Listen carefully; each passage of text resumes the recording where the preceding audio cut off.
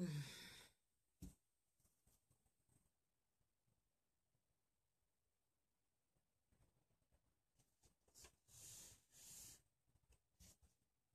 I'm gonna go ahead and get started.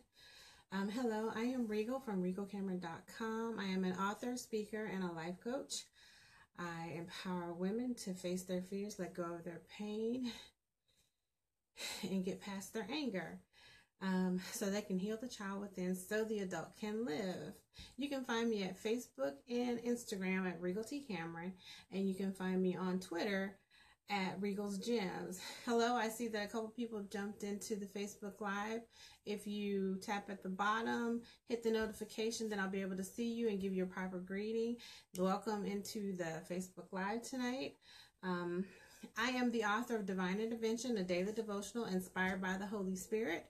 You can pick that up on Amazon.com, or you can go on my website at RegalCameron.com. Hey, Pee-wee, how you doing?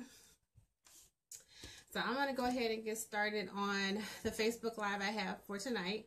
And it's Learning to Stand in Your Truth, the Authentic You. Tonight, the subject is going to be on self-check process. This is something that I started doing many years ago. And I know some people will say, why would you do a self-check? When you become self-aware and you're really understanding your emotions, you're understanding how you feel, and then you're understanding when you're in situations, how they impact you and maybe how they impact other people. You start to do some really soul searching and wanting to find out what it is about you that can make the situation better, or that can make the situation or help you to get either out of the situation if that's need be. And self-checks help you do that. Hello, Deborah. How you doing? Tonight we're talking about self-checks. So I'm getting ready to start on doing the points in just a moment. I'm going to give a scenario of a scenario for a self-check. Like for me, after every relationship, I always do a self-check because I want to know, what did I do wrong or what did I do right?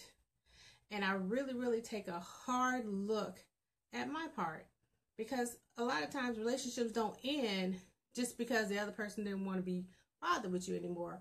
It's always something that happened that made that person either want to get out of the relationship or maybe needed a break. So for me, I started doing self-checks. And what I did is, at the end of every relationship, I will say, who was at fault? Was it me or was it the other person? What did I do right in the relationship? What did I do wrong in the relationship? How could I have contributed to the ending of this relationship? And what can I do better the next time I'm in a new relationship? What can I do to change how I got the last outcome? And a lot of times I say to myself, where do I go at from here? How do I go into myself, figure out what I did wrong, and so I can move on to the next step? So that's kind of what I do with relationships when I end them.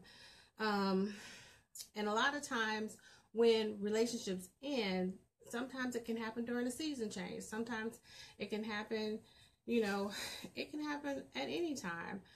So with that, that's how I deal with it. So I have 5 steps that I take when I do a self-check.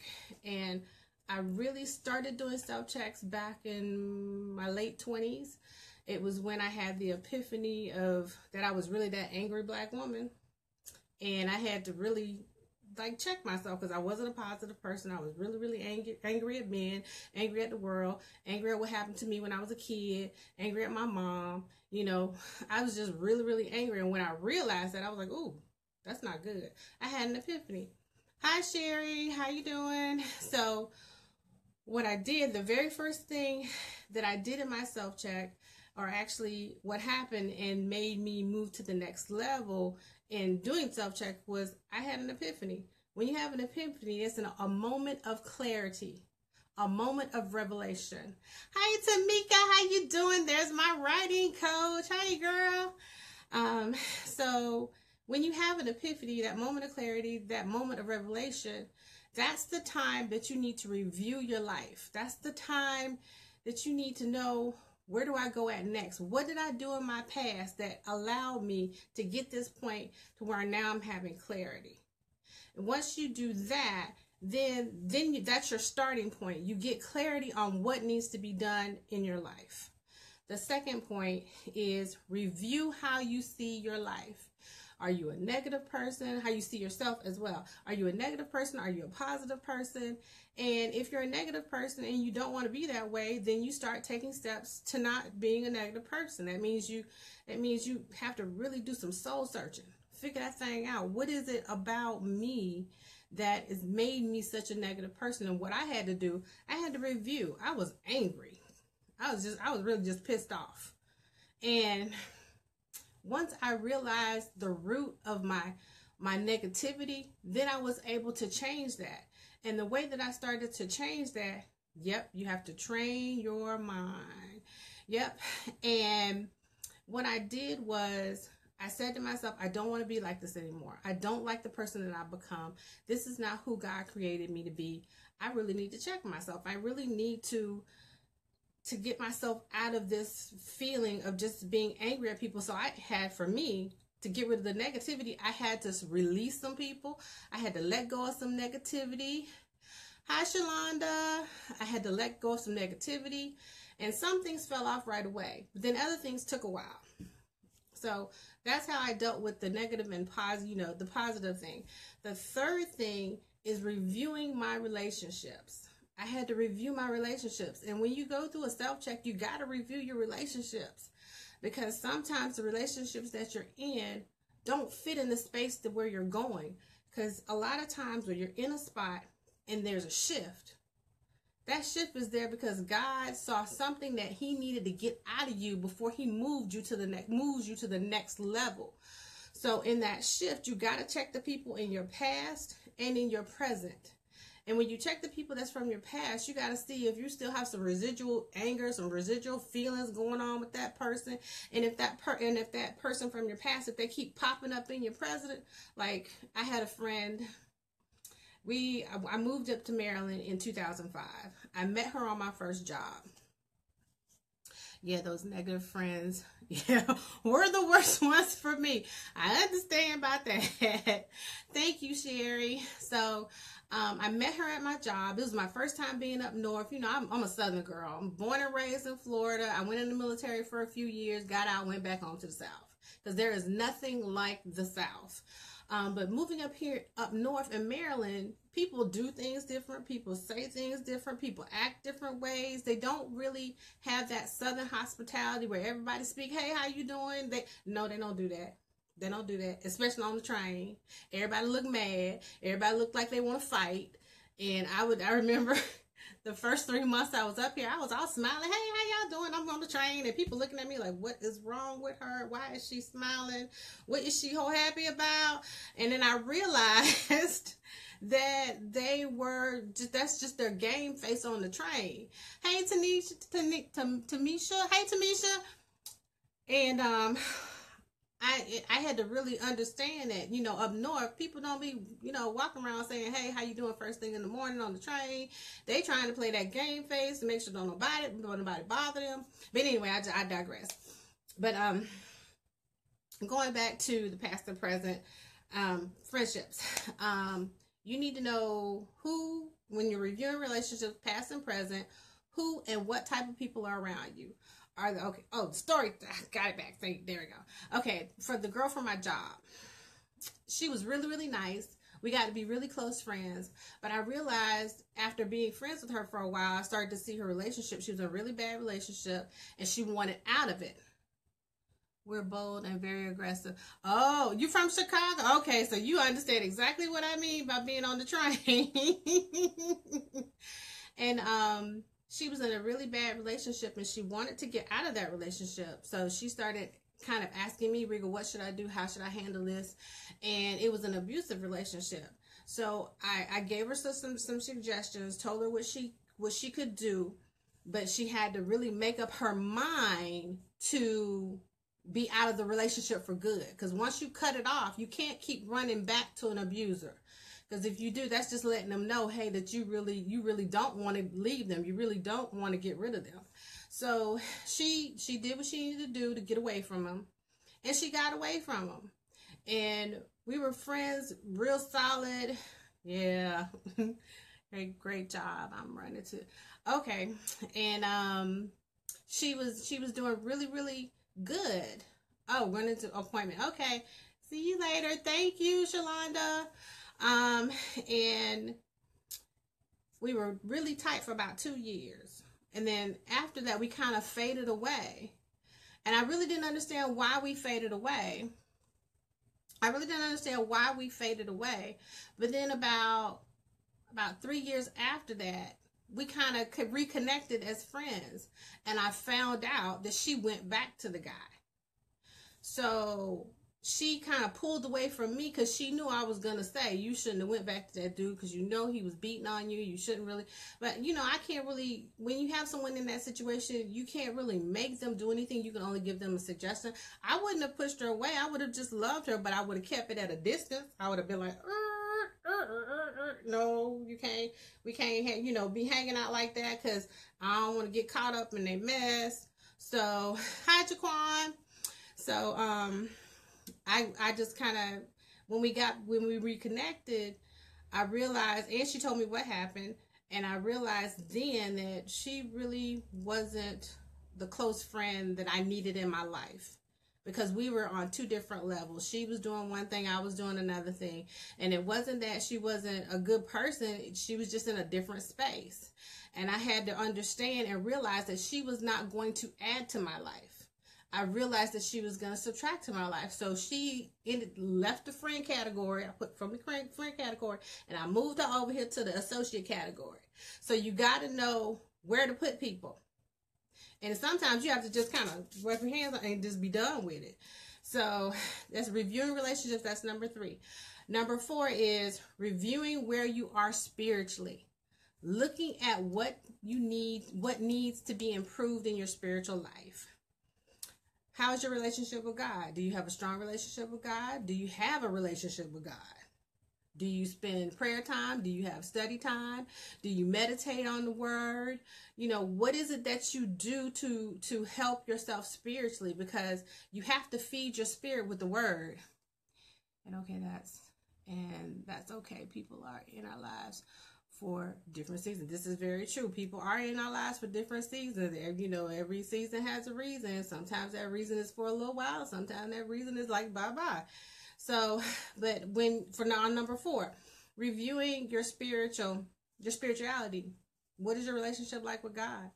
How do you serve him? How do you feed yourself spiritually every day? Do you read your word every day?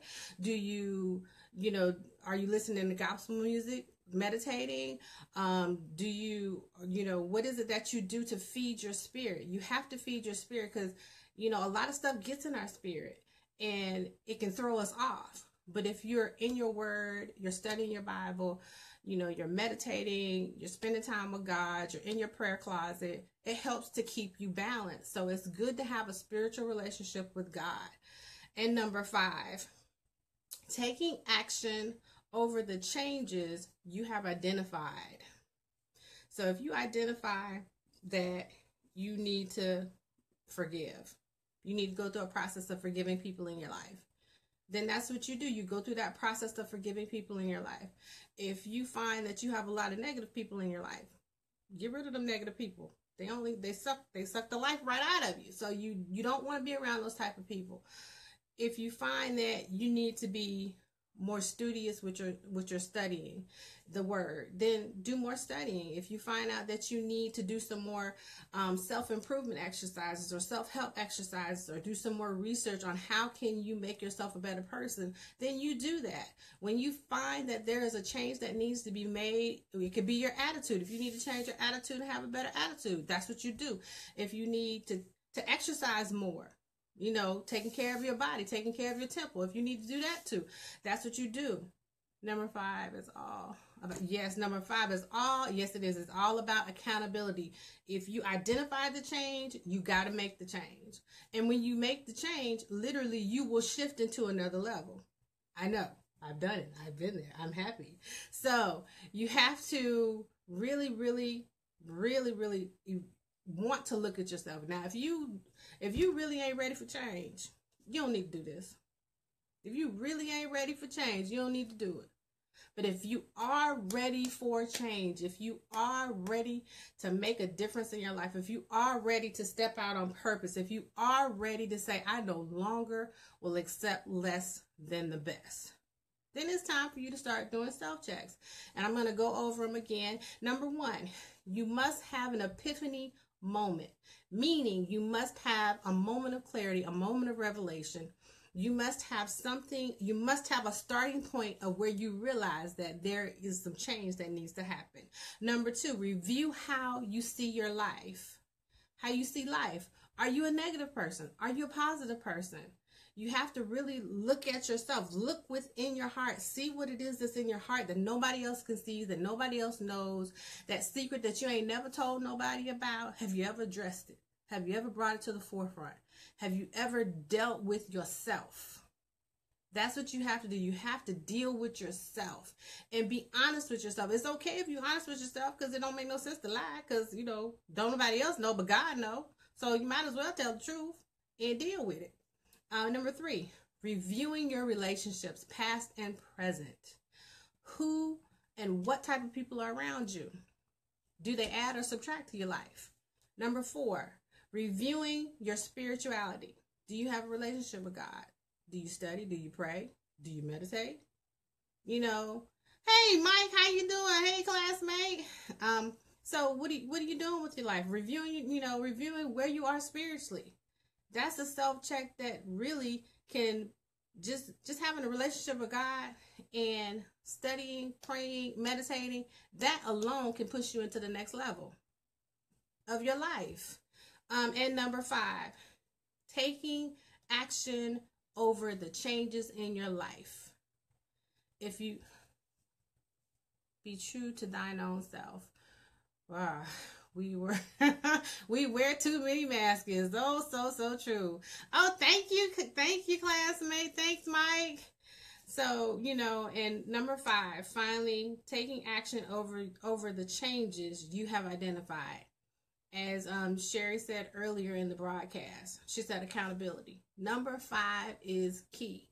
You have to be accountable for the things that you find in yourself that need changes. Whether if you're a negative person and you want to change that negativity, whether if you have people in your life that don't add to you, you get rid of them. Where you don't do enough studying in your word, you do more studying, you add more studying, you do more praying, you do more, more meditating. You have to really, really address the true things that are in your heart. You have to be accountable to the changes you made if you want to go to the next level. And if you don't want to be real, if you don't want to be truthful with yourself, if you don't want to make that change, then you don't need to do no self-checks. You can keep on living your life. But if you want change, do the self-checks. Hey, I'm a living witness. I'm a totally different person than I was in my teens. I'm a totally different person than I was in my 20s and in my 30s. I am happy. I am joyful, but it's only because I started doing some self-checks. I started evaluating who I was. I started deciding, oh, great, Sherry. I started deciding I didn't like the me that I was, and I wanted to do better. I wanted to be better. I wanted to be able to serve my tribe with excellence. I wanted to be able to touch women and men's life with my experiences to say, hey, if I can do this, if I can change my life for the better, if I can go through and say, hey, self, that ain't right, fix it, I can help someone else do the same thing that I did and live a happier, more vibrant, more peaceful life. The best thing I could have ever done for myself is start doing self-checks. That's the best thing that I could have ever done, because it's best for you to check yourself than to have God check you and he have you laid out on the floor crying out and hurt and pain because you don't understand what's going on and why it's happening. Hello, been there. I have been there. God has had me laid out on the floor, boo-hoo, snot crying like I had got a whooping beat down. And I'm trying to figure out why. And okay. And it's like, I realized that when he allows things to happen, it's because he's trying to get my attention because I'm not listening. I'm trying to do what I want to do and not what he wants me to do. So doing those self-checks has allowed me to really prosper, spiritually, mentally. I'm a better me. I'm the best me I have been in a very, very long time. And I know it was because I went from glory to glory to glory to glory with those self-checks. Yes, he does. He loves all of us. He loves all of us, Sherry. Yes, he sure does. And I'm so glad he loves me, because there was a time when I didn't love myself. There was a time where I would just take anything because I didn't want to be alone. I didn't love myself. I didn't want to be alone, and I was settling. And then when I got to a point that I didn't want to settle, when I got to the point that I started to love myself, I started to take care of myself, I started to take care of me mentally, spiritually, and physically, then things started to change because I was doing self-checks. I was checking myself, evaluating what I was doing wrong, what I was doing right, evaluating what I needed to change, evaluating how I was going to change it, going to Books A Million and going to the self-help section, buying Iyanla Vanzant books, reading them, trying to figure out what in the heck is going on in my head. It took some time, but he did a work on me, and I'm better for it. I'm better for it. I am so much better for it. And this is real change happens when it comes to the end, the end of yes, it is yourself. And I have this defining thought. It says, the essence of checking yourself is changing your way of thinking, changing your mindset, changing how you see life and the situations that develop due to happenstance.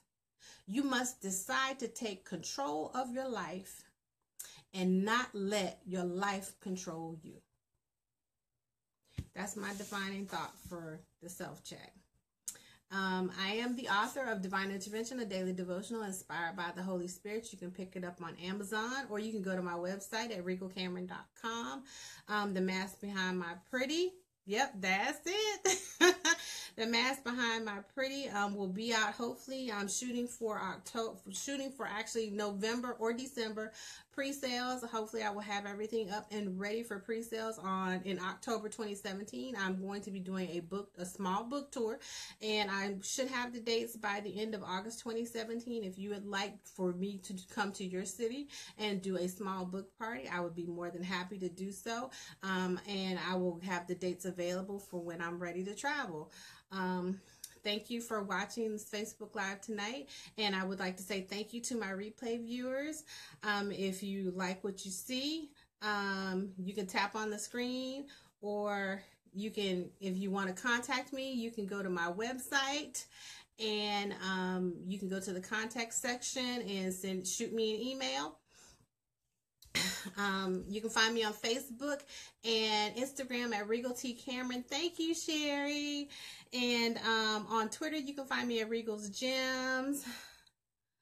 Hi, Teresa, at Regal's Gems.